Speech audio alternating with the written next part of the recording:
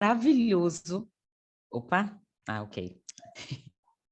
Chegou aqui a mensagem da gravação aqui, que está sendo gravada. E que tema maravilhoso para a gente estudar num momento como esse que a gente vive agora, né? Nós sabemos desses períodos turbulentos, e não são períodos de poucos anos para cá, sabemos da nossa necessidade dessa transformação que cada um de nós individualmente passa, que coletivamente soma a transformação que o nosso planeta atravessa. Então, falar sobre escândalo com a luz da doutrina espírita, com essas explicações, com essa clareza, nos traz um consolo. A gente costuma falar, né? Porque se a gente olhar só o mundo aí fora, somado ao turbilhão de coisas que acontecem dentro de nós mesmos, sem esses esclarecimentos espíritas, certamente nós seríamos tomados de um certo desespero, né? Descrença, tristeza, depressão. Por isso, inclusive, a gente vê aumentar grandemente esses casos, né? Então, ter oportunidade de estudar juntos, fraternalmente, coisas que a tecnologia nos proporciona, nós não podemos estar juntos fisicamente, mas estamos juntos, né? Em mente, compartilhando informações, situações que passaremos quando estivermos no plano espiritual de retorno. Lá nós também participaremos, né, de transmissões em outras colônias espirituais, então a gente acaba sendo convidado a participar disso tudo. Então hoje eu estou realmente muito feliz pelo convite, que eu tenho certeza que vai ser uma troca de informação, de experiência, nisso, assim, iniciante. Quando ele falou para mim assim, Fernanda, tem 20 anos que a gente estuda juntos, eu falei assim, nossa, vai ser uma ótima oportunidade para eu aprender, porque essa que é, de fato, a proposta aqui hoje, que a gente converse bastante sobre essa situação que nós todos atravessamos, olhando para ela com esse prisma que a doutrina espírita nos permite. Então, lá nesse capítulo 9 do livro O Evangelho de Jesus à Luz da Psicologia Profunda, Joana de Ângeles, ela vem nos chamar a atenção para esta passagem de Jesus, que fala para nós sobre esse momento de escândalos, né? E aí a gente olha, e fazendo esse vínculo com esse momento atual, Jesus, em toda a sua sabedoria, ele já nos falava, nos orientava, que tanto a dor, quanto o escândalo, quanto a todas as formas difíceis que nós temos de aprender, na verdade, são ferramentas utilizadas em função da nossa própria ignorância. Se fôssemos todos espíritos obedientes no bem, que seguíssemos ali as orientações que nos são dadas em todos os tempos, se tivéssemos feito, né, um caminhar retilíneo em busca da evolução, nem dor, nem escândalo, nem mazela, nem mundo de provas e expiações, nós não precisaríamos de nada disso. O problema é que somos alunos não disciplinados. E essa nossa indisciplina, por várias e várias reencarnações, já no decorrer aí milenar das nossas existências, tem nos exigido aprender das maneiras como nós temos aprendido. Então, conviver nesse cenário com dores, com escândalos, é algo que é inevitável. E acaba sendo inevitável pela nossa própria maldade. Aí o que Jesus nos fala, que eu trouxe aqui alguns slides para a gente conversar um pouquinho, aí eu gostaria muito que vocês me ajudassem, porque a gente vai falar assim, a gente vai ver um pouquinho o que Jesus fala, o que o livro da Joana de Ângeles fala, aí eu retiro a imagem e a gente volta a conversar sobre esse ponto. Eu queria muito que vocês me ajudassem com essas colaborações de vocês, com as experiências de vocês. Mas nessa introdução, né, o que a gente precisa pensar é que o que Joana de Ângeles nos faz é entender que aquela passagem de Jesus, que há 2000 anos, com a sua bondade, com a sua infinita misericórdia. Imagina, gente, um espírito milenar, né? No nível de Jesus, né? De evolução crística como ele tem, a paciência para adequar os ensinamentos ao molde que nós pudéssemos entender em todas as épocas.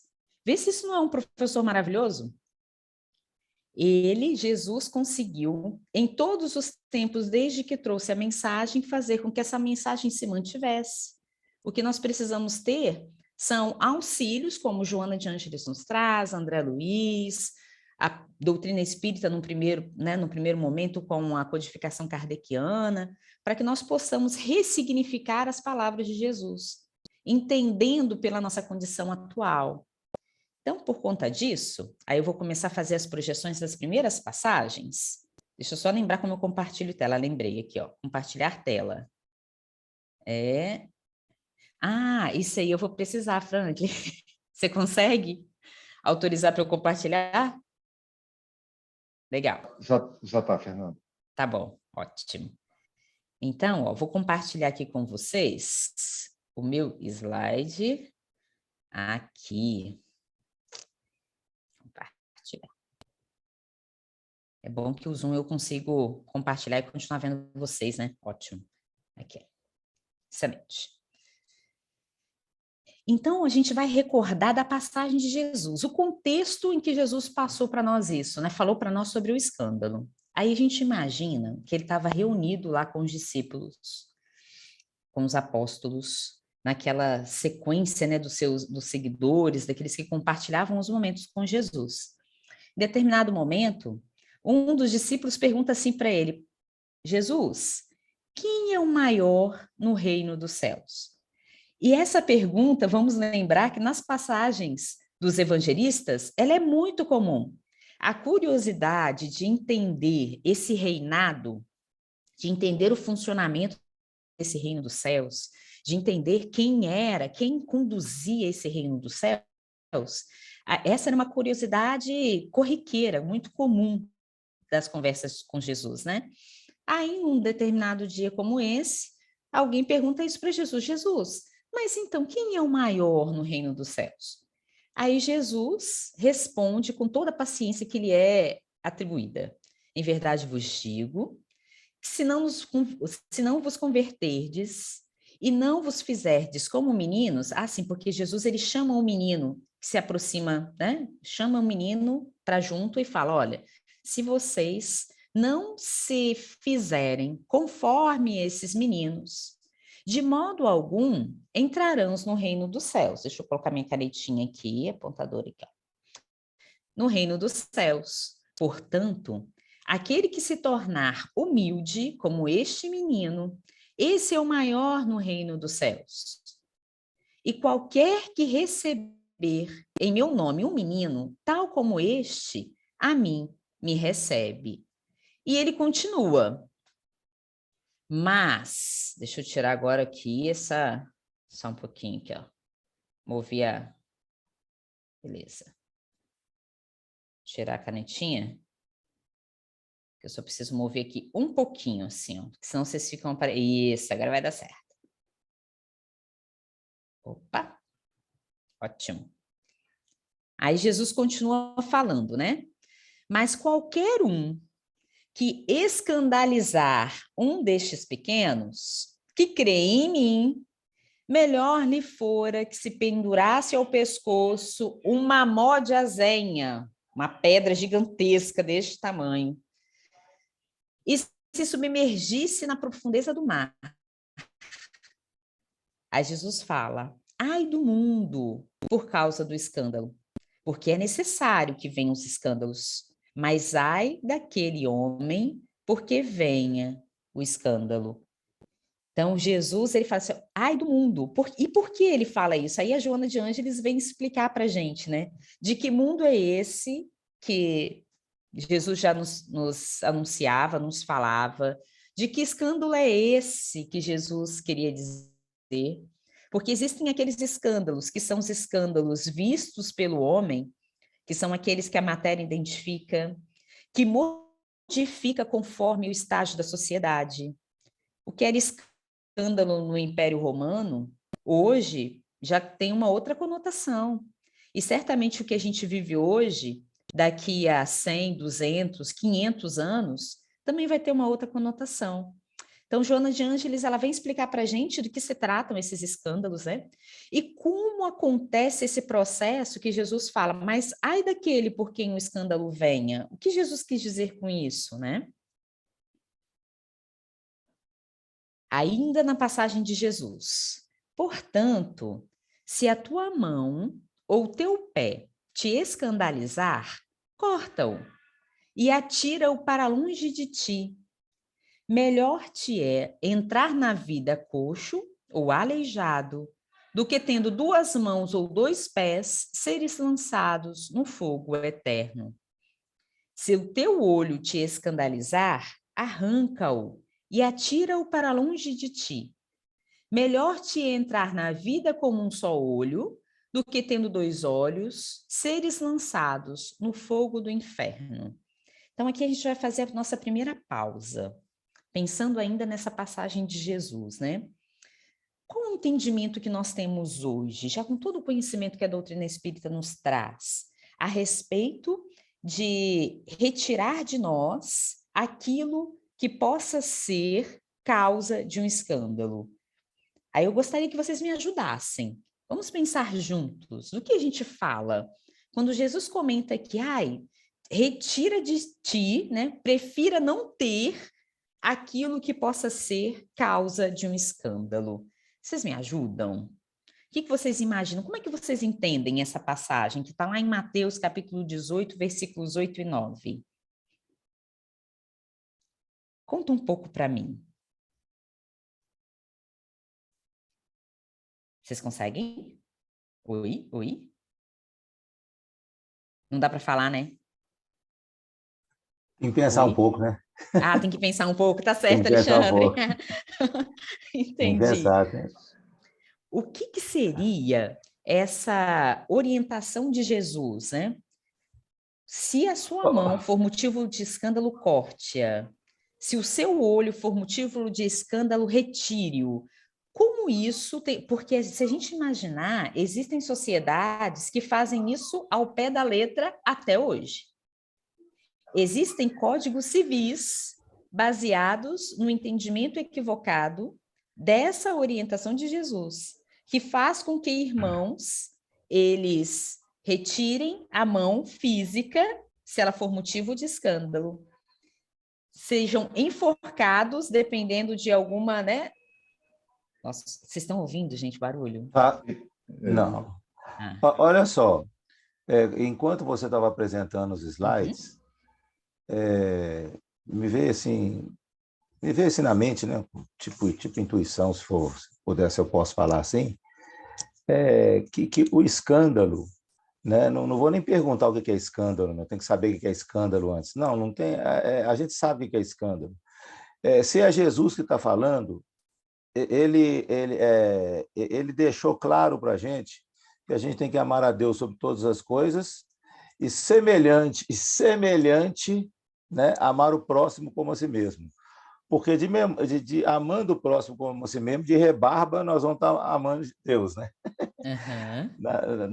De tabela, né? De rebarba, não, de tabela, nós vamos estar amando Deus. Então, e André Luiz, há muito tempo no estudo que eu fiz aqui no GELP, num texto dele, ele diz que o próximo é a escada para Deus, sabe? Então, quer dizer, se a gente não age dessa maneira, não age de alguma maneira com amor, com fraternidade, com caridade, com mansuetude, com todas aquelas virtudes boas que a gente pode elencar aqui, aí nós já estamos entrando em escândalo, sabe? Eu não fui buscar, o que me veio na mente não foi aqueles grandes escândalos, aquelas bombas atômicas, aquele negócio, não. Foi as coisas corriqueiras do dia a dia. Ela está passando um jovenzinho lá, uma criança lá, e pegou a criança e tomou ela como exemplo aí o processo, Uhum. sabe? Uhum. Então, o que me veio à mente foi isso aí, sabe? Se a gente ainda não está procedendo, não está com proceder coerente com a vontade de Deus, nós estamos em escândalo. Era isso aí que mais ou menos que a gente tinha. Dei o chute inicial, minha turminha querida, Ótimo. agora é com vocês. Muito bom. Sebastião vai falar também? Boa noite. É interessante, né? Porque quando a gente pensa em mão, olho, pé, né? Nós estamos falando num instrumento de ação do escândalo, mas não na essência de onde o escândalo vem, né? Então, quando fala arrancar esse olho ou cortar as mãos, né? Se ela é motivo de escândalo, é porque nós temos que trabalhar na fonte do escândalo, né? Na essência, de onde sai o escândalo. E ele sai do espírito. Nós espíritos, né? Então, nós temos que arrancar, né, esses motivos de escândalo que estão dentro de nós, né? É o olho interno, é a mão interna, porque é dali que vem o escândalo. Ou seja, é uma transformação íntima, né? Ele está nos convidando a nos modificarmos intimamente. Só isso. Exato. Nossa, muito bom. E fazendo o vínculo, antes do Salomão falar, fazendo um vínculo dos dois comentários, né? E realmente, assim, é a gente pensar no escândalo, não no espetáculo, né? Não naquilo que, de alguma maneira, a mídia mostra, ou que nós mesmos, né, nos utilizamos para julgar o outro. Então, escândalo, a gente vai ver as definições aqui da Joana de Ângeles, mas é isso que está contrário a esse entendimento que nós já sabemos que deve ser feito.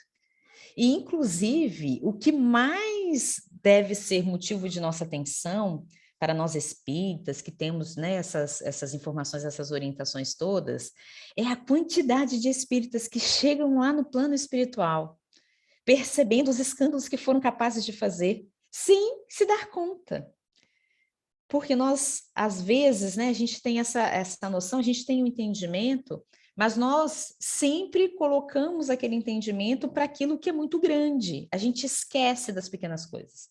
E a gente esquece que, para a nossa realidade individual, pode ser que o que a gente fez contrário aos ensinamentos, às orientações de Jesus, não tenham chegado ao conhecimento dos outros, mas nós temos uma plateia de desencarnados que nos acompanha e que também, de alguma maneira, é impactado por aquelas atitudes que nós fomos capazes de ter, né? E a atitude, a ação, que seja que o erro, que o escândalo venha por alguma ferramenta, né? Como Salomão comentou. Salomão mesmo? Sebastião comentou. O Sebastião comentou. Então, como o Sebastião comentou, né? A ferramenta, ela só é a maneira como o escândalo se deu, de uma origem que é espiritual, que é mental, que é pensamento.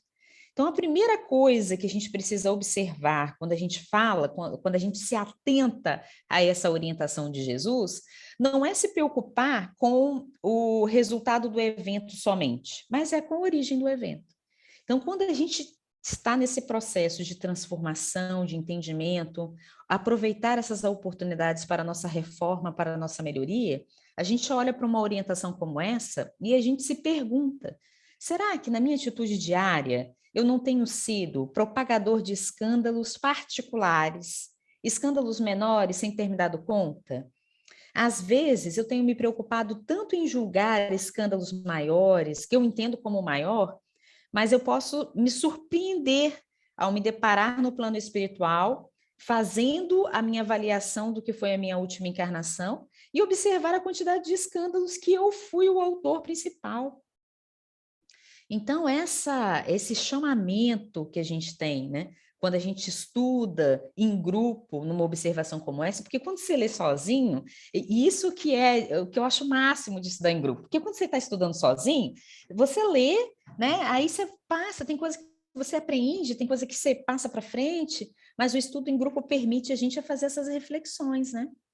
Então vamos lá, Salomão, agora é você. Então, eu acho interessante porque na época de Jesus ainda era forte a questão da pena de talião, né? Que era o olho por olho, dente por dente. Então, assim, é que entra bem próximo dessa estrutura que está sendo colocada aí, né? É uma mão, é um olho. Agora, é interessante a gente notar que hoje hoje mesmo, você tem ainda alguns resquícios desse tipo de punição, né, em alguns países, que é justamente cortar a mão, cortar o pé, né, de pessoas que cometeram um determinado delito.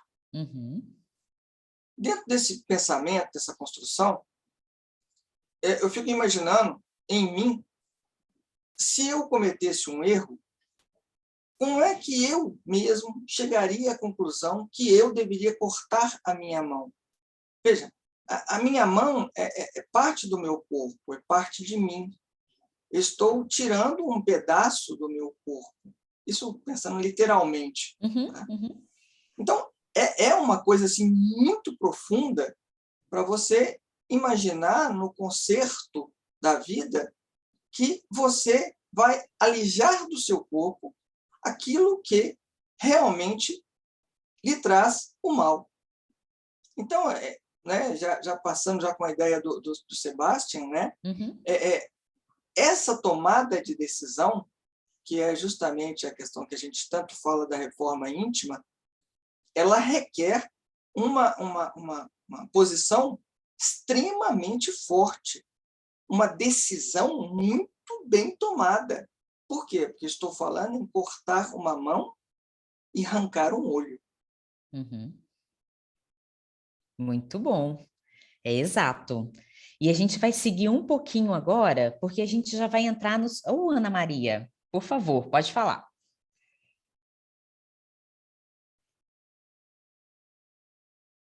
Ana Maria levantou a mãozinha, é isso mesmo? Desculpa. Só um adendo aí à fala dos meninos, Fernanda, que a gente observa que Jesus relata de imediato na sua fala o que se refere aos nossos órgãos do sentido, né? E ele toca num ponto assim que é vital para a nossa existência aqui, que são os órgãos do sentido. Então, a importância, né, esse significado maior, como o Sebastião colocou, né, o Salomão, dessa questão, dessa visão espiritual, dessa mutilação, né, mostrando-nos que, se esse órgão é importante para nós nessa trajetória, muito mais é o interno, que é a nossa trajetória imortal. Né? E aí eu fico pensando assim, eu não fui igual o Salomão, de eu tirar, né? A minha mão, não, nem o meu olho, mas pensei que Jesus fala comigo assim, olha, se a sua mão não for para reerguer, se não for para levantar, se a sua mão se levantar para ferir, não a use. Não faça dela um instrumento do mal. E assim, com o seu olho, com a sua língua, né? Com todos os órgãos que ele relata aí de uma maneira geral. E isso é interessante porque a gente tem que perceber essa mudança que tem que ser significativa na nossa vida, né?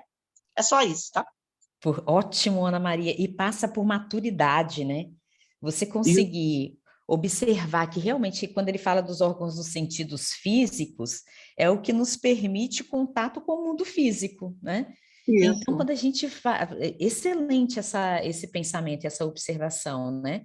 É a gente conseguir entender que ele fala, e naquele momento, o radicalismo, ele era necessário. Agora a gente observa, né? Nós também, quando nós emitimos os nossos julgamentos para os erros alheios, muitas vezes, se for nos perguntado assim, você é a favor da pena de morte? A gente fala que não sou a favor da pena de morte. Mas os nossos julgamentos penalizam os nossos irmãos, os nossos companheiros, às vezes com o peso de uma pena de morte, né? Então, é isso que a gente precisa ter esse entendimento, que assim, esse enrijecimento dos nossos corações é resultado ainda dessa recrudescência lá do tempo de Jesus, que nós fazíamos isso apoiados pelas leis humanas naquela época. Isso porque nós ainda vivíamos nessa barbárie, né, nesse primitivismo espiritual. Foram as consequentes reencarnações nos permitindo nos burilar, nos melhorar. A gente vem aprimorando tanto os nossos sentidos físicos, né? Mas os nossos julgamentos, muitas vezes, eles ainda ficam amarrados àquelas nossas existências primárias, né? Então, é esse o exercício que a gente faz agora, né? Quando a gente entende, a gente já começa a observar que o escândalo não fala só daquela matéria do outro que passa no jornal, que fala do nosso ato, do mal proceder, isso já nos mostra o quanto nós caminhamos, né? Muito bom, pessoal, adorei. Então, assim, caminhando um pouquinho mais, aqui já está lá no livro O Evangelho à Luz da Psicologia Profunda. E Joana, ela comenta o seguinte, que tudo aquilo, tudo, que quanto violente o equilíbrio, o estabelecido, constitui um escândalo, uma irreverência atentatória contra a ordem. Então, tudo que violenta o equilíbrio já é escândalo, seja ele no micro, individualmente, afetando ali aqueles que moram comigo, seja afetando a nação. Como consequência, os efeitos do ato danoso produzem ressonância, desarmonizando o indivíduo e, com ele, o grupo social no que se encontra situado. Aí a Joana, e esse grifo eu trouxe, né, porque o texto é longo, a gente não vai, né, não dá tempo da gente falar, ler todo o texto, então eu trouxe alguns trechos. Nesse recorte que eu trouxe aqui, eu achei importante a gente pensar nisso, porque o escândalo não é só o ato, ele é principalmente a ressonância. É aquilo que aquele escândalo ainda vai vibrar nas mentes e causar nas pessoas em quem nós fizemos o ato. Então, a gente imagina o seguinte, olha, nossa, nós fomos capazes de cometer algo terrível contra alguém. Tá, não precisa ser terrível, pode ser algo que tenha causado ali um desacerto, um desajuste em alguém. O fato que nós cometemos, ele é um escândalo. Agora, não é só aquele momento que aquela pessoa vai ser atingida pelo nosso desvio. Ela vai relembrar daquilo várias vezes. Pode ser que aquilo traga consequências para ela que a gente nem imagina. Quando, na verdade, a gente está aqui já com a nossa consciência tranquila, eu fui lá pedir desculpas, eu errei, pedi desculpas e vou seguir com a minha vida, mas pode ser que para ela aquilo tenha trazido consequências que nós não medimos. Então, quando a gente fala do nosso escândalo, não é só do ato em si, mas é do que ela fala, de todo o efeito do ato danoso que produz. E é claro que aqueles efeitos danosos, a nossa consequência, nós responderemos por esses efeitos danosos, pelo tempo que aquele mal vai reverberar na mente do nosso companheiro ou dos nossos companheiros. Então, quando a gente fala principalmente, né, dos resgates coletivos, das nações, como a gente está vivendo agora no nosso planeta Terra, né, nesse processo de transição, que nós fazemos resgates coletivos já o tempo inteiro, a gente sai de um negócio e entra outro, e a gente está, né, nessa nau, vivendo nesse mar turbulento, em função do quê? Em função dos efeitos danosos, dos escândalos que nós fomos capazes de cometer aí no decorrer dos tempos. Então, assim, essa é o tirar do véu, né? Gente, a doutrina espírita é assim, a gente começa a estudar, a gente se emociona, porque a gente vai vendo como fica claro. Basta que nós sejamos atentos ao que está lá orientado. E como a gente como alguém comentou no início, né? Esses textos da Joana, eles são tão densos que a gente fica 2 horas em cima da mesma frase, né? Mas vamos seguir mais um pouquinho, ó. Fernanda. Sim. Interessante quando você fala desses efeitos nas outras pessoas, a gente pode tirar por base nós mesmos, né? Quando alguém nos fala ou nos faz uma coisa, mesmo que aquela pessoa venha e peça desculpa, por quanto tempo a gente guarda aquilo dentro da gente? Se nós nos portamos desse jeito, tendo, digamos assim, essa base doutrinária, que Jesus nos ensina a perdoar, né, 7 vezes, 70 vezes, a todo momento ele fala para amar os inimigos, né? Nós temos conhecimento disso aí. Mas quando uma pessoa, às vezes, fala alguma frase assim que para nós não soou bem, aquilo fica ali dentro. A gente fica mexendo, remoendo aquilo. E passa muito tempo, de vez em quando a gente ainda lê, ó, fulano aquele dia falou isso, me deixou desse jeito. Se nós recebemos isso dessa forma, imagina os outros companheiros do dia a dia nosso. É isso, Franklin, que não tem esse esclarecimento, você falou tudo. Mesmo com todo esse esclarecimento que nós temos, né? A gente pensa no mal que nos foi feito, é assim, quase que imediato. A garganta amarga, o estômago não fica bem, nós sentimos o mal que nos foi feito, apesar do nosso esforço em perdoar. Então, mesmo que a gente saiba conscientemente que assim, olha, nossa, eu vou até fazer uma prece agora, porque assim, eu preciso perdoar essa condição. Mas o mal que reverberou, ele precisa também de um tempo para ser modificado, né? Nossa, como a gente está longe de um espírito como Jesus, que não era atingido pelo mal. Jesus já estava na condição evolutiva de que o mal nem chegava nele. Agora a gente não, a gente recebe o mal, transforma o mal, e quando nós estamos ali muito aplicados e vigilantes, a gente tenta não responder o mal. Então a gente pelo menos pega, transforma, trabalha para conseguir, depois de muito tempo, conseguir não sentir o impacto do mal mais, né? Nossa, é maravilhoso. Muito obrigada, Franklin. E aí continua aqui, ó. Por constituir um desequilíbrio daquele que o pratica, o escândalo, sob o ponto de vista da psicologia profunda... Ai, gente, isso aqui eu achei maravilhoso. Olha só o que ela fala.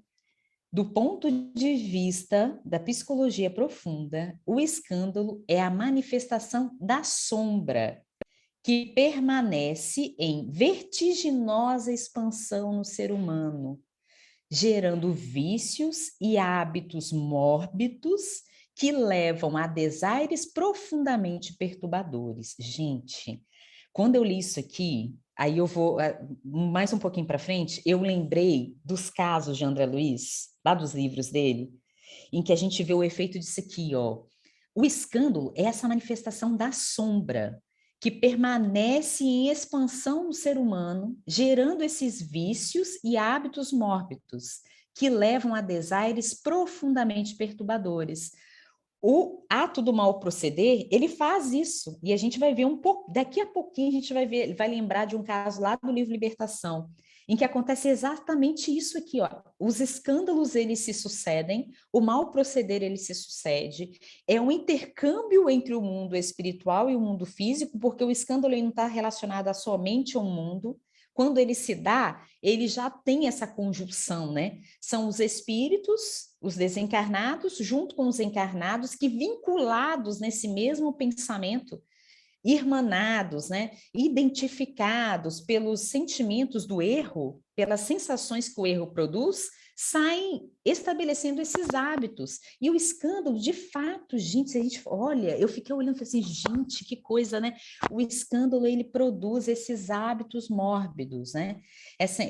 As pessoas, elas vão fazendo, elas vão cometendo, e o pior, daqui a pouco, elas não percebem que aquilo ali é um hábito malsão. Elas vão executando elas vão repetindo aqueles comportamentos ruins, que de alguma forma elas foram ali impactadas por ele, e não vão nem se dando conta que aquilo ali está causando mal para ela e para outras pessoas, né? Então, assim, eu achei isso aqui brilhante da Joana. Aí ela continua, já que terminam por afetar aqueles que lhe compartilham a convivência e a afetividade, né? Alguém gostaria de fazer algum comentário? Ou podemos seguir? Nossa, a gente já passou 40 minutos, vocês acreditam? Ah, não! Olha só, vou adiantar só mais um pouquinho, que tem o caso do André Luiz aqui que eu quero compartilhar com vocês. Então, ó, invariavelmente, neste caso, é de natureza íntima e ninguém toma conhecimento, porque permanece agindo no lado escuro da personalidade. Isso aqui eu também achei legal. Ela fala o seguinte, eu falei assim, olha, muitas das vezes o escândalo, ele não vai ser divulgado, ele não vai ser percebido, ele não vai ser divulgado, ele vai passar por esse lado escuro da personalidade, fomentando distúrbios emocionais e comportamentais de variados portes, que se transformam em conflitos de consciência quando defrontados com o ético o social e o espiritual. Gente, se a gente olhar agora, né? Se a gente pegar assim, fazendo os estudos aqui para a Casa Espírita, sobre o Setembro Amarelo, né, suicídio, todos esses temas. Aí a gente fez aqui aquela pesquisa da Organização Mundial de Saúde, que publicou os indicadores de junho de 2022, que não foram nem fechados no final da pandemia, né? Eles fizeram uma avaliação até 2021 ali. Então, eles não fizeram as avaliações todas.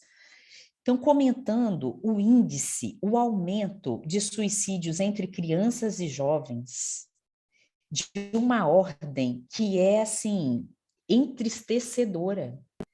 E a calamidade, né, que isso já ocasiona. Por quê? Esses comportamentos, né, que imagina o seguinte, que aquele escândalo, aquilo que a gente fez, ele impacta as pessoas que estão na nossa volta.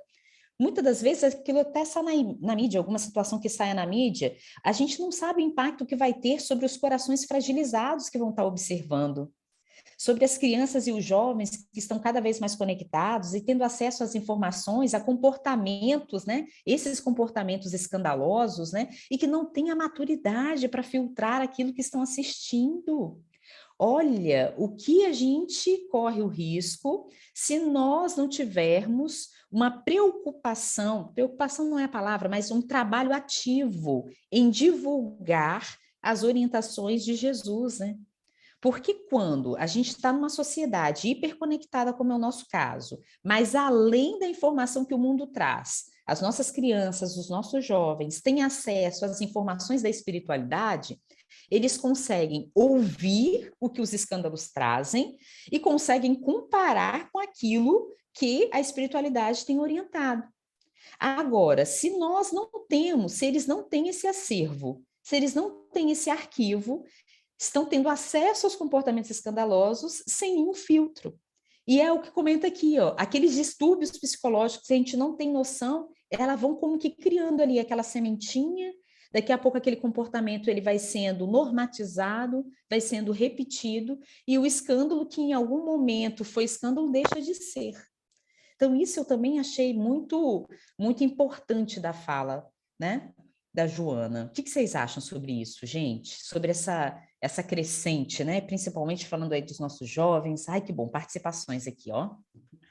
Não, porque eu fiquei pensando nisso, Fernando, isso não encaixa você não, que você é do século XXI, mas a maioria aqui é do século XX, tá?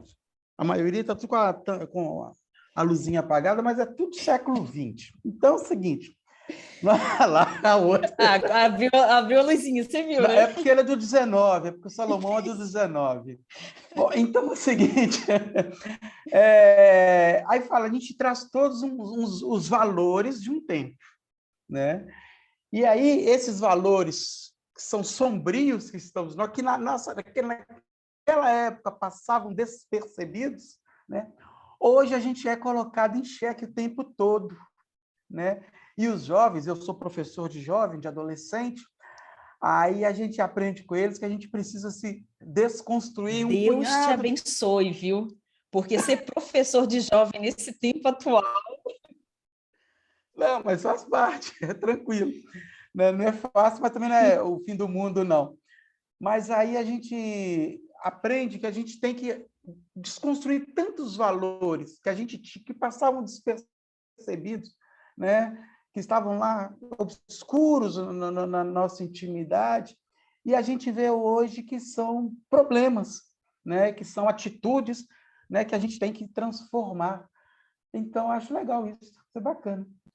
Mas é difícil. E gera esse conflito. E gera o conflito. Aí daí vem um conflito. Exato. Né?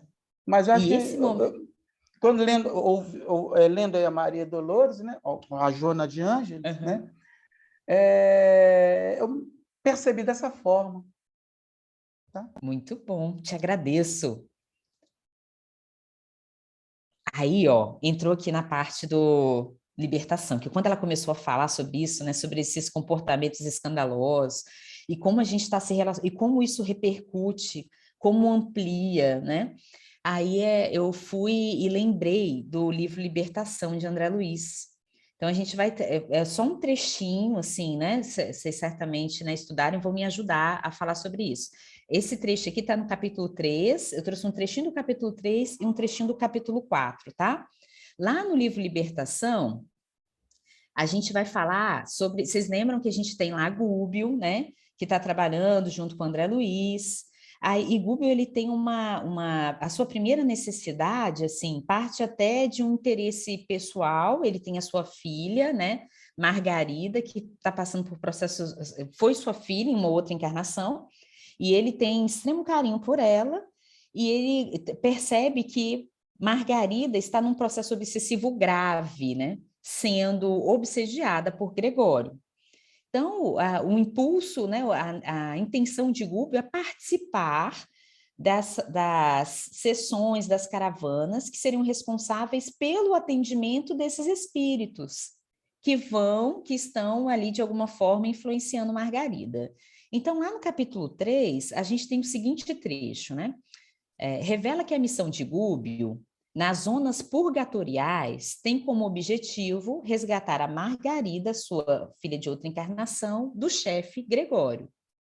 O instrutor informa que a expedição passará por uma colônia purgatorial de vasta expressão, onde se observará que os encarnados não têm a verdadeira noção de que os casos de desarmonia na Terra repercutem na esfera espiritual. Então, é o primeiro ponto que eu acho interessante a gente fazer essa relação, né? O que a gente vive aqui na Terra neste momento, tanto é influência do que os espíritos têm vivido, né, nessas zonas próximas à Terra, que nós sabemos das condições, né, de todos que estão ali também querendo, às vezes, as últimas oportunidades de reencarnar nesse planeta na condição em que ele está. Então, a gente está assim, não tem aquela água fervendo em ebulição? Então, isso está do lado de lá, mas eles também estão sendo afetados pelo que nós estamos vivendo aqui, né? Aí continua, ó. Já que os dois planos da vida estão intimamente ligados por laços de amor e ódio, de simpatia e repulsa. Aí uma outra parte interessante, por que a gente sempre resgata? Quando a Joana de Ângeles, ela faz os estudos, o entendimento psicológico, e a gente traz uma realidade do mundo espiritual, aquilo também se amplia ainda mais e se potencializa. Porque nós vemos na prática, nos livros do André Luiz, as ocorrências daquilo que a gente estuda. Então, da mesma maneira como a gente está vendo lá na Joana de Ângeles, ela comentando, Fabrício, olha, esses comportamentos escandalosos, eles não andam sozinhos, eles influenciam outras pessoas. A gente vai ver aqui pelo lado espiritual das vivências dos espíritos desencarnados, como isso também se vincula. Aí continua lá no trecho do livro, e vai dar tempo, com fé vai dar tempo. Surge Matilde. Matilde, gente, é uma mentora espiritual, evoluída, evoluidíssima. E tem um afeto por Gregório imenso. Aí tá lá, eles estão na preparação dessa caravana que vai trazer Gúbio junto com o André Luiz para atender a Margarida e os espíritos que estão ali trabalhando, né? E Matilde, ela vem de esferas superiores, aparece ali naquela reunião que está sendo preparada, né? Surge Matilde materializada e agradece ao instrutor Gúbio a sua disposição em cooperar na libertação de Gregório, das garras das trevas em quem se encontra preso há séculos. Gregório está naquela condição de troca espiritual motivada por escândalos em que ele se vinculou com esse grupo trevoso há séculos. Adianta que ele se especializou em oprimir os ignorantes e os infelizes, que chefia falanges de entidades do mal e é instrumento nas mãos de inimigos do bem. Aí ela fala, olha, Gregório, ele não chora, ele não tem remorso, mas ele já começa a duvidar da vitória do mal. Mesmo assim, há 50 anos, não consegue sintonizar com ele mentalmente para ajudá-lo. Então, o que Matilde pede de toda a sua elevação espiritual, pelo amor que ela já tem por Gregório, então, todos esses são vínculos que a gente traz. Imagina, né? Gregório, apesar de ser ruim, do jeito que nós estamos vendo, capazes dos escândalos mais terríveis, e outra, de organizar falanges em prol desses escândalos. Então, imagina, isso a gente está vivendo agora, né? Quando a gente vê essa condição, né, de conflitos, de histeria, né, que o nosso planeta tem vivido, e no mundo inteiro, né, a gente tem visto os reflexos desses comportamentos desorganizados e desorientados, né? Aí continua, ó, sabe que ele se transformou em um monstro, mas nem por isso ela deixa de amá-lo, como ela sempre amou. Aí, olha só, gente, essa parte é linda. Matilde revela que voltará à carne para receber Gregório como filho, e que ele passará por uma prova perigosa e aflitiva, pois triunfará nos bens efêmeros e nas honrarias mentirosas, mas sofrerá terrivelmente calúnias e vilipêndios. Será extremamente humilhado. Ele vai ser amparado por ela na infância, na juventude e na madureza, devendo retornar antes dele, para que ele colha sozinho as mais duras provações. Rúbio, ouvindo o que Matilde fala, de toda essa programação que está prevista para Gregório, gente, agora imagina, Gregório, esse espírito renitente no mal, está há séculos no plano espiritual, liderando falanges do mal. Ele está há séculos nessa condição. Tem 50 anos que a mãezinha dele tenta falar com ele e não consegue. Olha a paciência desses espíritos de luz, né? Mas ela já tem toda uma programação da próxima reencarnação. Olha, apesar de tudo, apesar de todo o mal, o meu amor por Gregório é imenso e nós já estamos preparando o retorno dele considerando essas condições, né? Aí, olha só, ainda nesse conceito de como que os afins no escândalo se organizam no plano espiritual. Lá no capítulo 4, fala sobre a cidade estranha. Desvela a existência de imenso império espiritual nas proximidades da crosta e demonstra que os seus habitantes são dedicados ao mal e à ociosidade e vivem em estreito conúbio com os encarnados. Gente, olha isso, meu Deus. A expedição de Gúbio desce em direção à Terra e faz escala em diversas instituições socorristas do umbral e chega ao vasto domínio das sombras, onde a luz é escassa, a vegetação de aspecto sinistro alberga aves agoureiras de tamanho descomunal e a volitação se faz impossível. Diante das dificuldades de respiração e locomoção, Gúbio orienta André e Eloy que permitam a adaptação do seu corpo sutil ao ambiente escabroso para serem vistos por todos os habitantes da região e que a oração deve ser o fio de comunicação com o alto. Ouvem-se gemidos humanos, vêem-se grupos de entidades hostis falando em voz alta, gargalhando, mal vestidos e portando apetrechos de luta. Lembra que ali é um grande império de inteligências perversas, anexo à crosta, e que eles devem se comportar como desencarnados ignorantes dos próprios destinos. Informa que esse império todo é governado pelo grande juiz, assessorado por políticos e religiosos tão frios e perversos quanto a eles, os quais controlam milhares de mentes preguiçosas, delinquentes, enfermiças. Mas tudo isso é permitido por Deus, por quê, né? Porque Deus corrige as criaturas por intermédio das próprias criaturas, que se endurecem ou se bestializam. Aí, olha só, diante de centenas de mutilados, desequilibrados e protagonistas de cenas deprimentes, Gúbio esclarece que milhões de desencarnados, envergonhados de si mesmo, receiam a presença dos filhos da luz e ali se refugiam. São almas decaídas, que se aliam umas às outras, revoltando-se contra os deveres que competem a cada uma. Acrescenta que a nota predominante dos seus habitantes é a ociosidade, pois quase todos ali residentes sugam as energias dos encarnados e lutam contra o progresso moral. o que seria o fim da ociosidade, porque com o progresso moral, a ociosidade, os vícios, eles deixariam de existir, né? Já que a base da economia deles reside na esfera dos homens comuns, com os quais mantém o sistema de furto psíquico.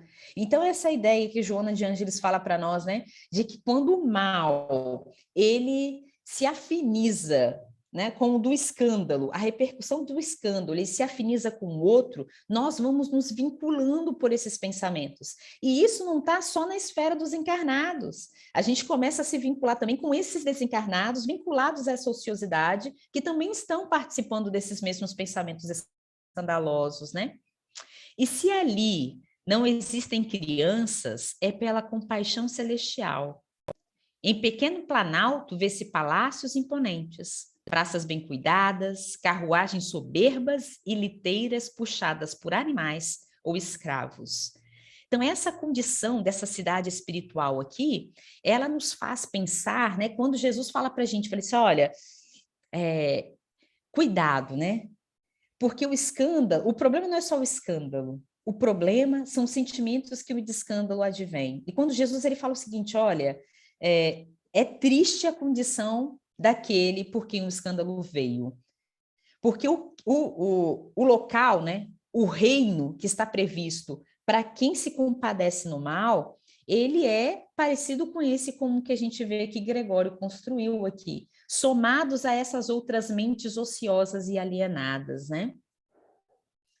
Aí já caminhando para o nosso final, aí a gente fecha aqui com a Joana de Ângeles, né? Ela fala o seguinte, olha, quando o indivíduo escandaliza, ele prescreve para si mesmo consequências lamentáveis, sendo conduzido a percorrer o caminho de volta com aqueles a quem feriu, ou enfrentando os acidentes morais que foram deixados no transcurso dos seus atos.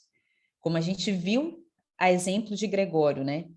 Que Matilde fala assim, olha, a gente vai ter que voltar por todo o mal, por todo o escândalo, apesar de toda a sua inteligência e liderança, por todo o mal que ele fez. Eu, como sua mãe, vou me predispor a voltar para recebê-lo, mas ele precisará resgatar tudo aquilo. E a Joana, né, continuando aqui, as afeições agressivas e conflituosas no lar ou fora dele resultam de ações escandalosas do passado, hora de retorno, a fim de que se reabilitem aqueles que geraram as dificuldades, provando o pão amargo do seu vício e da sua insensatez.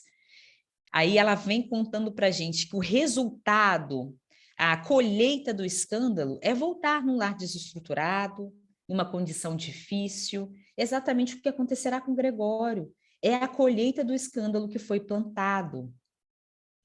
As alegorias do mestre demonstram a sua profunda sabedoria de esconder na letra que mata o espírito que vivifica, porque os seus eram ensinamentos para todos os períodos e tempos da humanidade, não somente para uma fase do processo evolutivo do ser humano e do planeta Terra. A visão dessa unicidade de uma existência única, né, nessa psicologia superficial, torna absurda essa lição do mestre a respeito dos escândalos, bem como outras de notável atualidade, se confrontadas com a doutrina dos renascimentos corporais, que contém a sementeira dos atos e a sua colheita. A realização em uma etapa e o seu reencontro em outra constitui o método educativo e salutar para o desenvolvimento de todos os valores éticos que jazem adormecidos no ser profundo, aguardando os fatores propiciatórios ao seu desenvolvimento. Então, se a gente olha o ensinamento de Jesus só com uma existência, nós não temos condição de entender. Quando a gente olha os ensinamentos de Jesus refletindo à luz das reencarnações, a gente começa a entender que quando ele fala que é preferível que você venha sem uma mão, são várias as reencarnações que quando a gente retorna, nós pedimos as limitações físicas, nós pedimos as dificuldades morais, nós pedimos as dificuldades financeiras. Isso são esses alijamentos das nossas ferramentas em função de um resgate de um escândalo que foi cometido. Então, quando Jesus fala o seguinte, fala assim, olha, corta o olho, ele não está falando para tirar o olho dessa existência agora. Ele está falando o seguinte, que olha, quando você for fazer a sua programação reencarnatória, considerando o que você foi capaz de fazer com a sua visão, tendo a visão hoje, é melhor que você escolha vir cego numa próxima reencarnação, para que você não caia novamente nesse mesmo mal. Então, vamos perceber como que faz sentido a orientação de Jesus, né? E aqui, olha, encerrando para vocês comentarem comigo, porque já está quase acabando o nosso tempo, né? Enquanto o ser humano não se liberta dos prejuízos morais a que se entrega, olha, gente, olha que coisa maravilhosa que a Joana fala. Enquanto o ser humano não se liberta dos prejuízos morais, da repercussão moral a que nós nos entregamos, cabe o lamento do mestre. Ai do mundo, por causa dos escândalos, em face dos infelizes efeitos que deles decorrem. Que maravilha! Muito obrigada, queridos, pela oportunidade de estudar este capítulo. Peço os comentários de vocês agora.